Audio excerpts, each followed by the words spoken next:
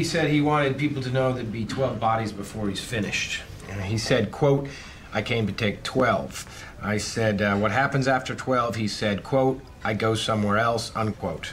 I asked him about the bite marks. He said that they wanted him to bite, that they asked for that. He complained that the article made him sound like a pervert. I asked him if he was angry at the men. He hung up. He called you on your cell phone?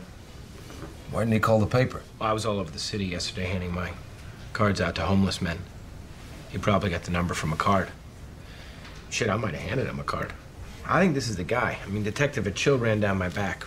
Yeah, but there's no way to know. I mean, if it's some other nut, we're gonna look like fools if we run any of this in print. Your cell phone caught the number. He dialed you. Yeah, I dialed it back, payphone on South Hanover near West Street.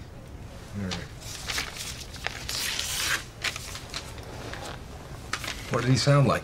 What do you mean? Well, you talk to people for a living. Did he sound black, white, younger, older, high-pitched voice, or low? He sounded to me like a white guy. Not a deep voice, but calm, almost monotone. He sounded older, I would say 40s.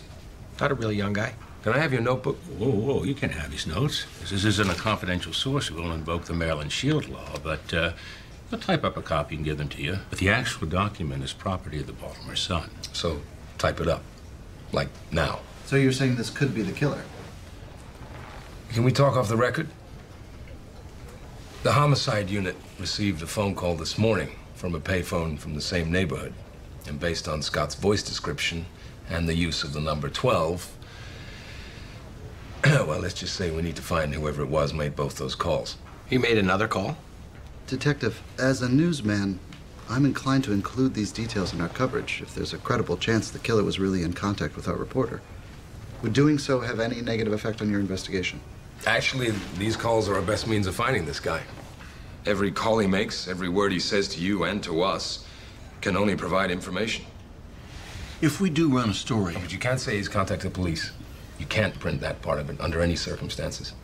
Okay, then how do we characterize what police think about this call to Scott? You can say that we're taking it seriously. Going forward, is it possible that you would grant a one-party consent for us to monitor your reporter's cell phone and office phones? Absolutely not. I'm sorry, Detective, but our ability to report is dependent upon our maintaining the confidentiality of our conversations. Now, we're perfectly willing to share with you the information that this individual has, as he's definitely not a confidential source. But we're not going to consent to the Baltimore Police Department monitoring our phones. You'll tap the payphone, I guess. Don't print that either.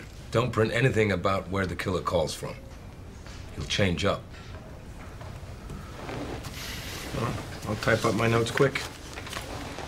Big story for you guys, huh? Yeah, well, 10 minutes ago, I'd have said this whole thing was complete bullshit. Shows what I know, I guess.